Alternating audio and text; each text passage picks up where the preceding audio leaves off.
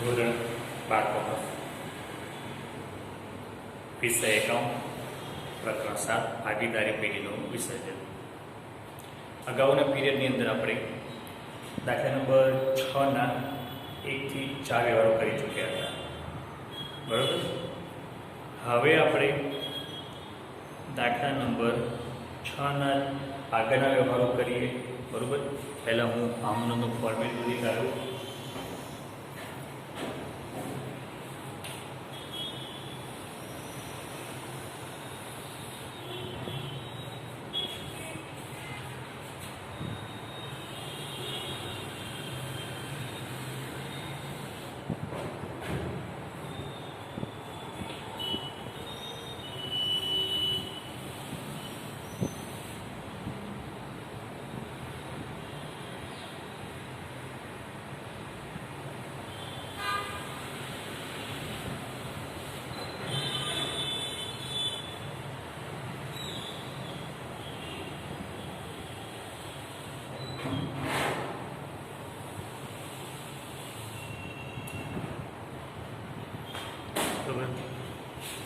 Format દોરી કાઢ્યો આપણે.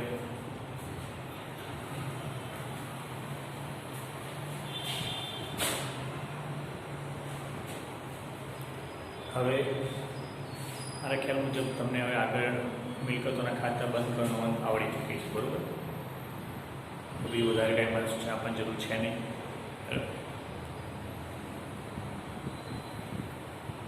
તો અહીં દાખલા નંબર 6માં આપણે એમ કીધું છે કે માગણીની ખાતું તૈયાર કરવાનું હોય તો તેવા સંજોગોમાં નોંધ લખો. એટલે માગણીની ખાતું તૈયાર કરતા હોઈએ તો તે વખતે આપણે ખાસ શું મિલકતોના ખાતા બંધ કરવાની નોંધ ફરજિયાત કરવી પડે, બરાબર. અને ડોક્યુમેન્ટમાં કીધેલું છે કે આમ નોંધ હંમેશા ફોર્મેટમાં જ લખવાની, બરાબર. તો આગળ જઈએ આપણે. તો 5મો વ્યવહાર છે આપણે કે પરચુરણ દેવાદારો 60,000, પરચુરણ લેણદારો 60,000, દેવું 25% વટાવી ચૂકવ્યું. વિદ્યાર્થી પહેલાં લેણદારો છે. લેણદાર શું વાગે આપણું દેવું, બરાબર. તો એ દેવાનું ખાતું બંધ કરવાની નોંધ પહેલાં કરવી પડે આપણે, બરાબર. તો અગાઉ પણ મેં તમને કીધું હતું કે મિલકતો અને દેવાની બાકીઓ યાદ ન હોય તો તમારે યાદ રાખવાનું આકાશમાં તે કઈ બાજુ લખાય છે તે.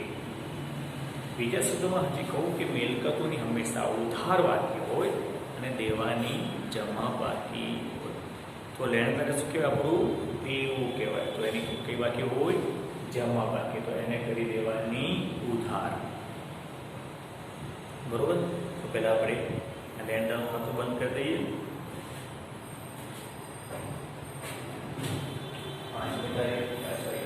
5મા નંબર વ્યવહાર છે, તો એટલે આપણે નંબર લખવાનો, બરોબર.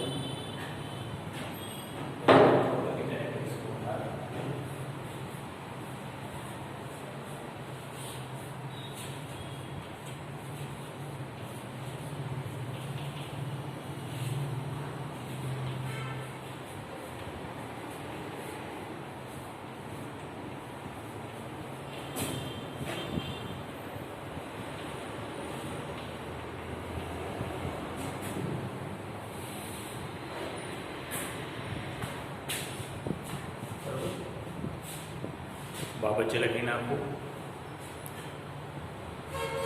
બાબત છે લેણદારોનું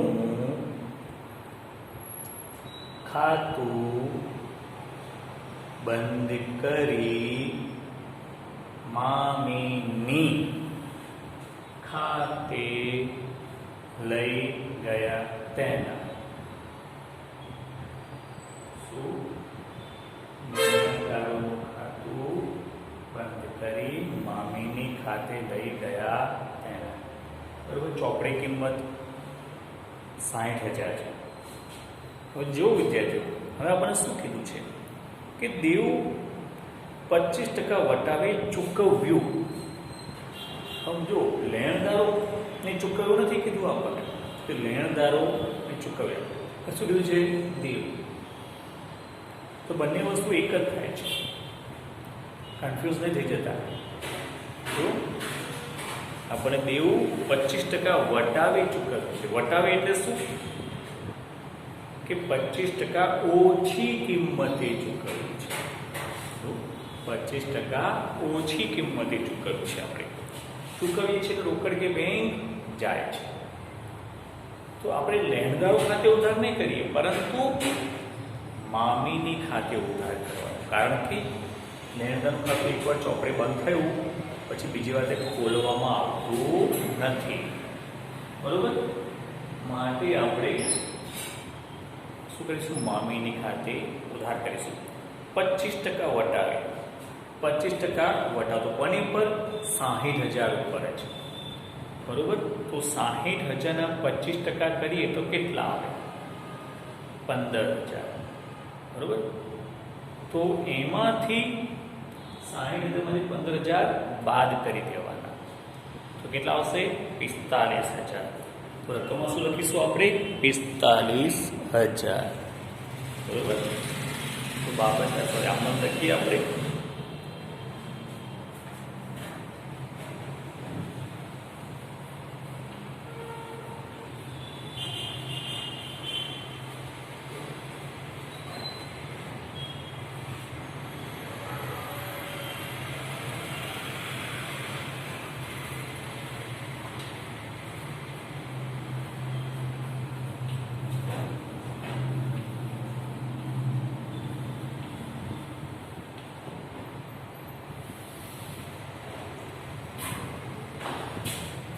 જોઈ લો આમનો.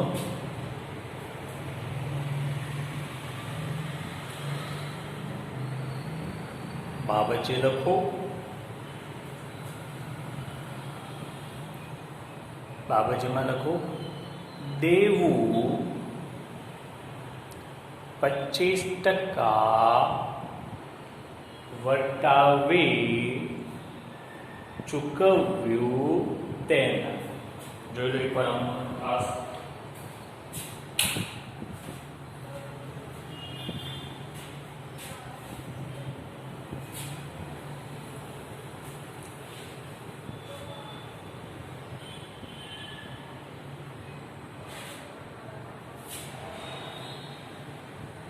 વ્યવહાર ધ્યાનથી વાંચવાનો, કન્ફ્યુઝ થવાનું નહીં. બરોબર? આપણને કીધું કે દેવું 25% વટાવે ચૂકવ્યું. દેવું એટલે કે લેણદાર. ફરીથી યાદ કરાવું તમને કે અહીં વિસર્જની આમનો લખતી વખતે ખાસ એમાં જે કંઈ બધી બાકીઓ આવશે એ મિલકતો, લેણા અને દેવાની બાકી હશે. એટલે પાકું સર્વે તમે ખાસ તૈયાર કરી કાઢજો, એટલે તમને ખ્યાલ આવી જશે કે પાકા સરવૈયાની ઉપર જે બાકીઓ બધી હોય એ કઈ બાજુ આવતી હોય છે તે. બરોબર વિદ્યાર્થીઓ? ખાસ ધ્યાનમાં રાખી લેજો એ વસ્તુ. બરોબર? જોઈ લો એકવાર.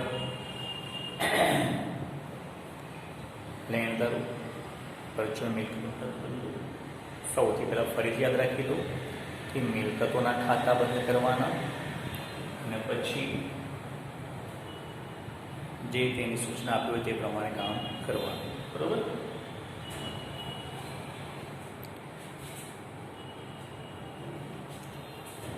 આગળ જઈએ.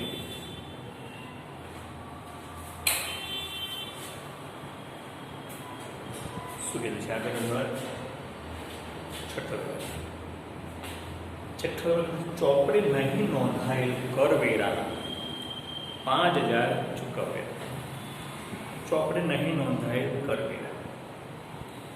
કરવેરા આપણે ચૂકવીએ છીએ તો આપણે રોકડ જાય છે. તો એ વખતે વિદ્યાર્થીઓ ખાસ યાદ રાખી લેજો, કોઈ પણ રકમ ચૂકવીએ આપણે,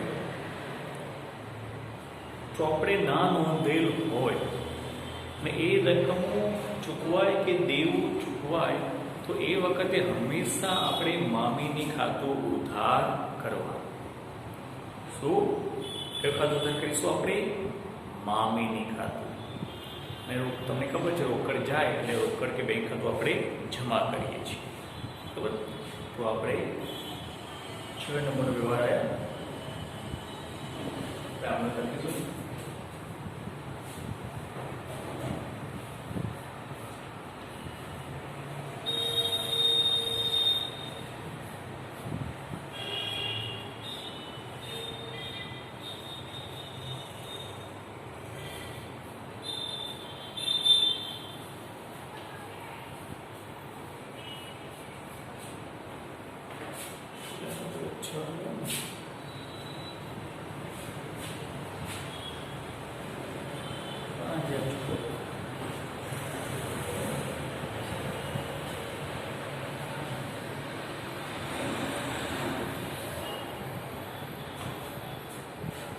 બાબતજી લખી નાખો. બાબતજી ચોપડે નહીં નોંધેલ, ચોપડે નહીં નોંધેલ કરવેરાના ચૂકવ્યા તેના. બરોબર? જોઈ લો એકવાર.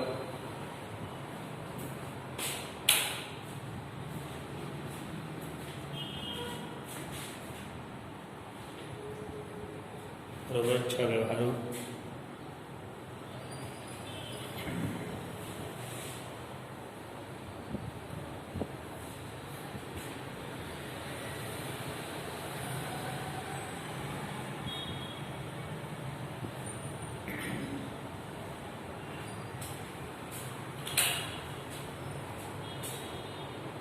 હવે બીજા વ્યવહાર નોંધવા માટે બાજુમાં ફોર્મેટ દોરું છું.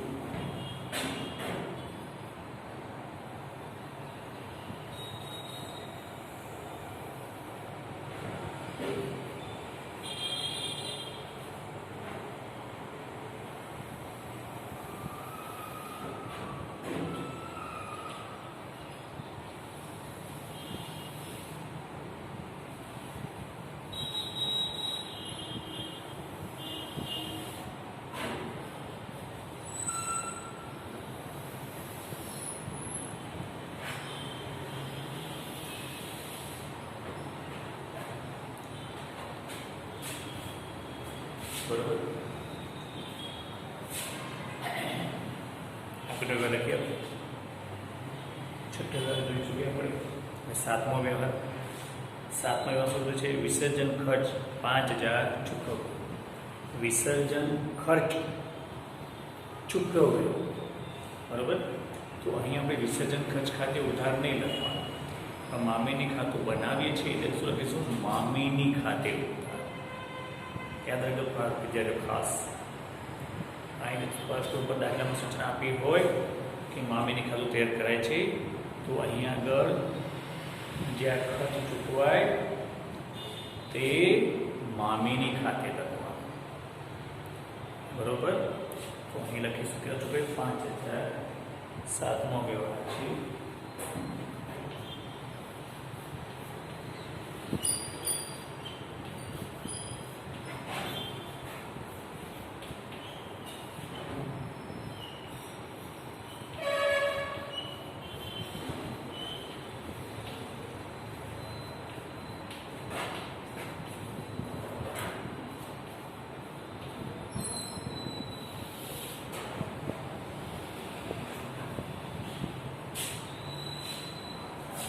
જોઈ લો.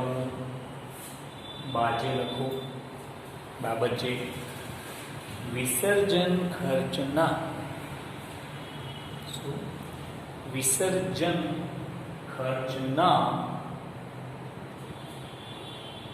ચૂકવ્યા તેમ. જોઈ શું? વિસર્જન ખર્ચના ચૂકવ્યા તેમ.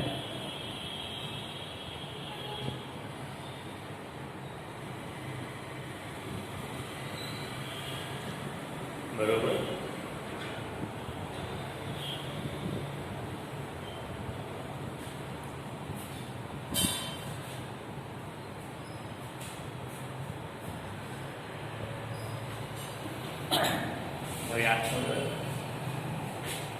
શું કીધું? ચોપડે પાઘડી બતાવેલ નથી, પરંતુ વિસર્જન વખતે તેના વેચાણ 20,000 બચ્યા. જો અહીંયા સ્પષ્ટ સૂચના આપી છે, મિલકત છે, અદ્રશ્ય મિલકત છે, અને અદ્રશ્ય મિલકતમાં તો ખાસ બરાબર સૂચના આપી હોય તે પ્રમાણે કરવા. તો સ્પષ્ટ કીધું છે આપણને ચોપડે બતાવેલ નથી. ચોપડે નથી બતાવી તો એની પછી ખાતું બંધ કરવાની નોંધ કરવાની નહીં. શું? ખાતું બંધ કરવાની ચોપડે નોંધ કરીશું નહીં આપણે, પણ તેના વેચાણના 20,000 ઉપજ્યા તો માત્ર એક જ નોંધ કરીશું, ઉપજ્યા તેના. બરોબર કે 20,000 ઉપજ્યા છે તેની આપણે નોંધ કરવાની, બીજું વ્યવહાર છે નહીં. બરોબર. તો છેલ્લો 8મો કે પાઘડી ચોપડે બતાવેલ નથી, પરંતુ વિસર્જન વખતે તેના વેચાણના 20,000 ઉપજ્યા છે તો માત્ર ઉપજની નોંધ કરવાની. બરોબર. 20,000 આવે છે, નોંધ કરીશું.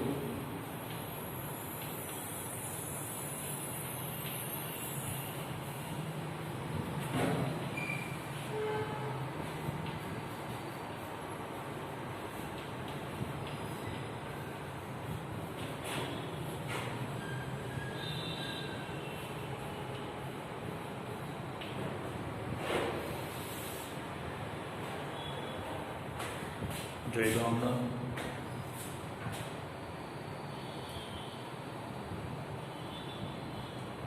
બાજે લખો, પાઘડી ચોપડે બતાવેલ નથી, પરંતુ તેના વેચાણના ઉપજ્યા તેના. શું? બરોબર. અહીં આગળ આ દાખલો પૂરો થાય છે. આપણે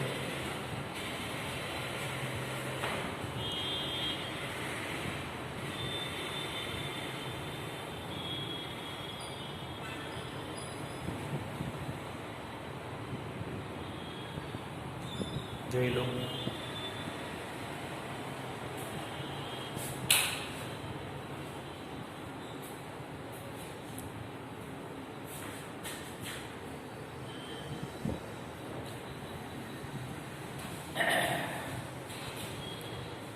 ખાસ મેં તમને કીધું છે, તમે ધ્યાન રાખી લેજો કે જો મિલકતો અને દેવામાં ખાસ શું સૂચના આપી છે, ચોપડે દર્શાવે છે કે નથી દર્શાવે એનું કીધું હોય તે પ્રમાણે કરવા. બરોબર. અહીં આગળ આ ચેપ્ટર આપણું પૂરું થાય છે. પરીક્ષામાં મોટા દાખલા પૂછાતા નથી. બરોબર. માત્ર આમ મુદ્દો પૂછાશે આની અંદર. એક વાર જોઈ લો. હવે દાખલો પતી ચૂક્યો છે એટલે તમે સરવાળો કરી કાઢજો. બરોબર. આગળના વ્યવહારો મારી પાસે છે ને અહીંયા આગળ, તો તમારે બધા નીચે અહીંયા આગળ સરવાળો કરી નાખવાનો. કેટલો થાય છે? લગભગ કુલ સરવાળો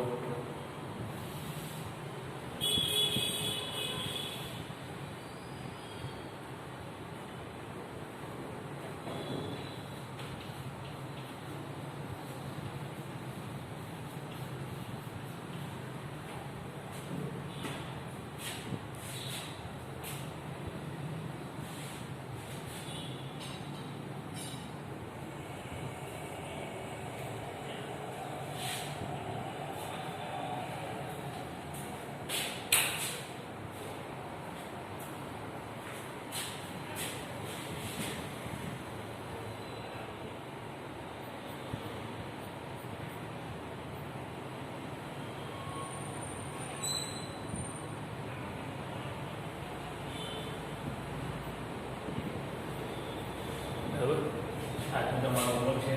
કુલ સરવાળો તમારે કરવાનો છે હોમવર્ક. બરોબર. 1 થી 4 વ્યવહારો જે છે આગળથી શું 1 થી 4 વ્યવહારનો સરવાળો બધાનો સરવાળો જે આવે તે તમારે કરવાનો છે. તો અહીંયા ચક્ર પૂરું થાય છે. બરાબર. હવે આપણે ભાગ 2 ચાલુ કરીશું. બરાબર. અહીં ફરીથી યાદ રાખી લેજો કે વિસર્જનની અંદર થિયરી અને આમનું પૂછાય છે. થિયરીમાં મેં તમને કીધેલું છે આગળ, એ વસ્તુ તમારે કરવાની. બરાબર. થિયરીની અંદર ખાસ તમારે પેઢીના વિસર્જનની રીતોમાં સામાન્ય વિસર્જન કે અદાલતના હસ્તક્ષેપ વગર વિસર્જન. બરાબર. ખાલી તમને એવું પૂછે કે અદાલતના હસ્તક્ષેપ સિવાય વિસર્જનની રીતો કરો તો એ સામાન્ય વિસર્જન લખવાનું. સામાન્ય વિસર્જનની જે રીતો છે એ લખવાની 5 તમારે. બરાબર. અને સામાન્ય વિસર્જન કે તો એ લખવાનું છે, તો ધ્યાન રાખી લેજો. બરાબર. અદાલત દ્વારા વિસર્જન. બરાબર. એ થિયરી, 2 થિયરી ખાસ તમારે કરવાની. શું? સામાન્ય વિસર્જન અને અદાલત દ્વારા વિસર્જન. આ તમે ખાસ કરશો. બરાબર. પછી વિસર્જન હિસાબી પતાવટ અંગેની કામની જોગવાઈ. આમાં થોડીક થિયરી છે, એટલી થિયરી ખાસ તમારે કરી નાખ્યું. તો હિસાબી પતાવટમાં વિસર્જનના હિસાબી પતાવટની કાનૂની જોગવાઈઓ. એ પેઢીની ખોટ અંગેની, ભાગીદારોની પેઢીના દેવા અંગેની, ભાગીદારની લોન અંગેની, ભાગીદારની પત્નીની લોન.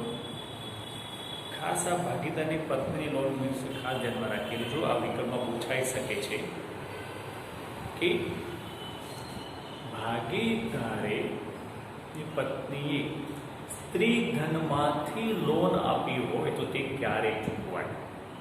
શબ્દ યાદ રાખી લીધું. સ્ત્રી ધન એટલે કે ભાગીદારની પત્નીની પોતાની મૂડી થઈ, એને પોતાની મૂડીમાંથી પેઢીને લોન આપી હોય તો એ વખતે સામાન્ય દેવાની સાથે એટલે કે ત્રાહિત દેવાની સાથે એ લોન ચૂકવાશે.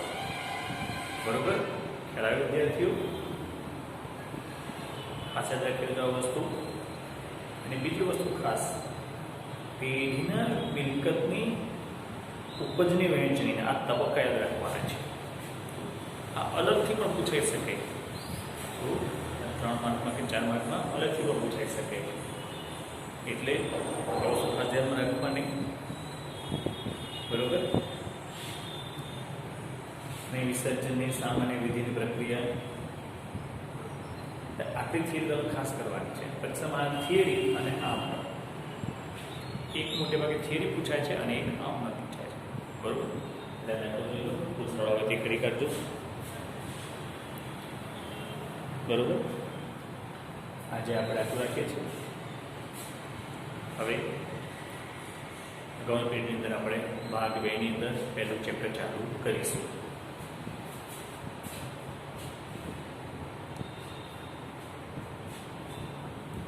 બરાબર. ખાસ વિદ્યાર્થીઓ ફરીને કહું છું, વિસર્જનની આમને તો ખાસ તૈયાર કરજો.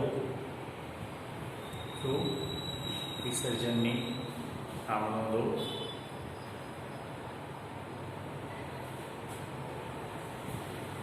એની અંદર મિલકતોના અને દેવાના ખાતા બંધ કરવાનું એ ખાસ યાદ રાખવાની.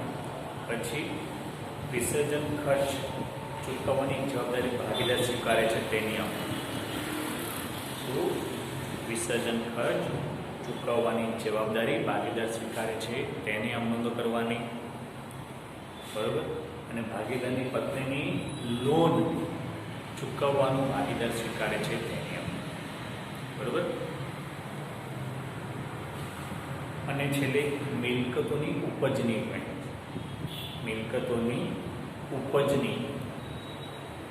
મિલકત ખાસ ભાગીદાર લઈ જાય કે દેવું ભાગીદાર ચૂકવે તે અંગેની આમનોંધો ખાસ કરજો વિદ્યાર્થીઓ.